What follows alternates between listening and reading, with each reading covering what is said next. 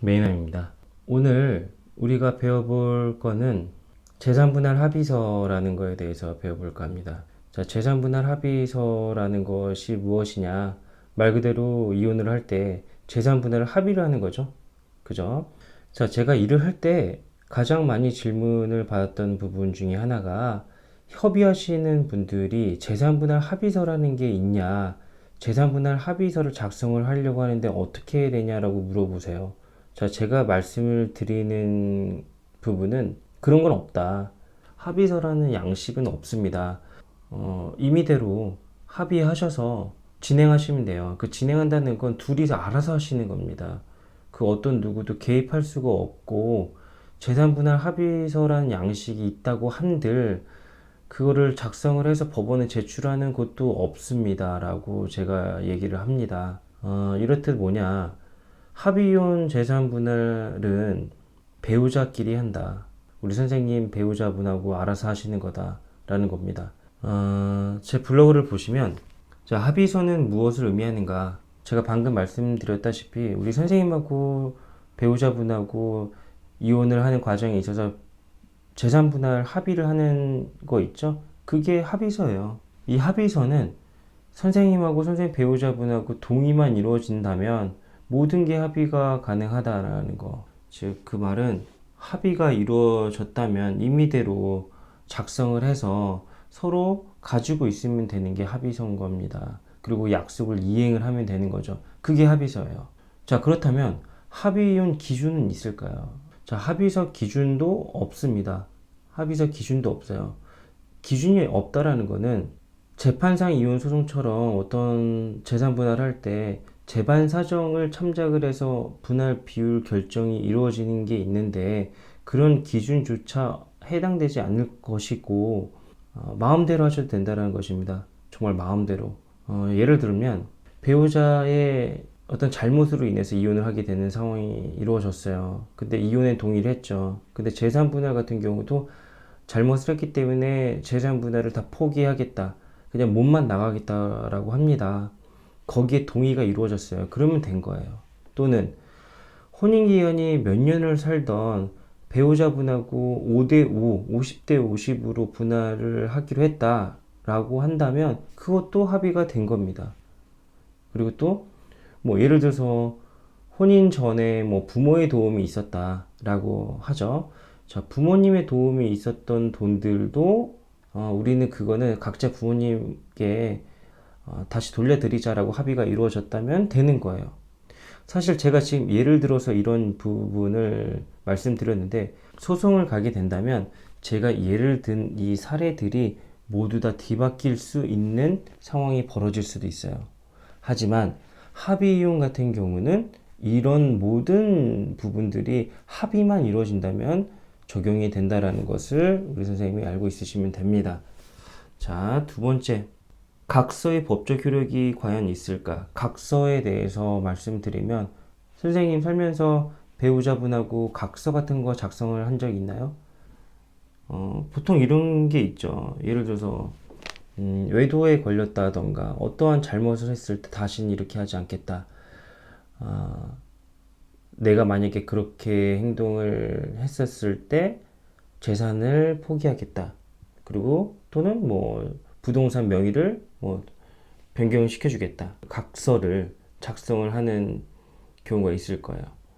그런데 실질적으로 부부간의 각서나 합의서 관련 모든 부분은 강제력이 없습니다. 즉, 법적 효력이 없다라는 것입니다.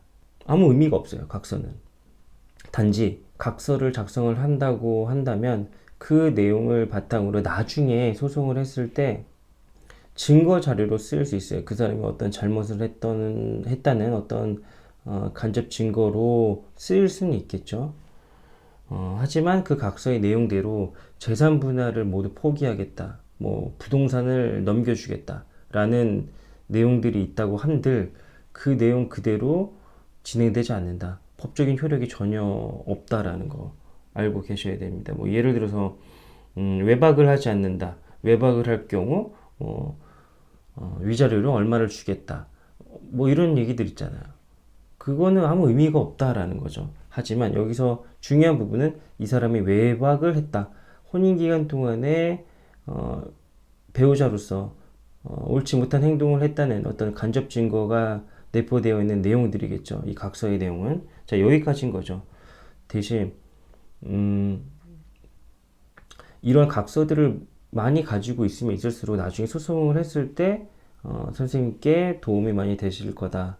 하지만 재산 분할 관련된 어떤 각서는 실질적으로 아무런 도움이 되지 않는다라고 선생님께서 이해하시면 됩니다. 뭐 각서를 받았다던가 아니면 합의 이혼을 하실 때 이 합의서를 임의대로 작성을 하고 그 임의대로 작성한 내용을 가지고 공증을 받으러 갔어요. 즉 여기 참고로 말씀드리면 공증 인가는 변호사 사무실이 따로 있습니다. 변호사 사무실이 따로 있어요. 공증을 해주는 변호사 사무실이 있습니다. 공증 인가를 받는 사무실이 있어요. 거기 가시면 됩니다. 자, 우리가 각서 또는 합의서에 대해서 공증을 받았다. 그럼 과연 이게 법적 효력이 있을까? 라는 거에 대해서 말씀을 드릴게요. 자, 이 핵심 포인트가 뭐냐면 합의 이혼을 전제로 재산 분할을 하잖아요. 근데 공증을 받았다 이거죠. 근데 합의 이혼이 안 돼요.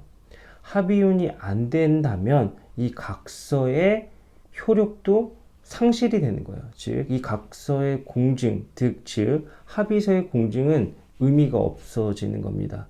왜냐면 이 조건은 협의 이혼 조건이죠. 협의 이혼이 이루어지지 않았기 때문에 공증의 효력도 없어지는 것입니다.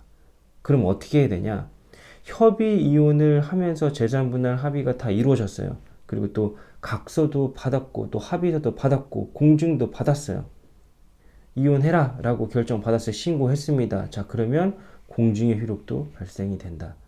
그 공증의 내용이 어떤 건지 모르겠지만 실질적으로 그 공증의 효력이 발휘가 되는 것이에요. 법적 효력이 된다고 알고 있으시면 됩니다. 그래서 무조건 공증을 받았다고 해서 이제 끝났다라는 게 아니에요. 하지만 합의 이혼이 이루어져야지만 공증의 효력도 생겨난다라는 것을 우리 선생님 알고 계셔야 됩니다. 이해 가시죠?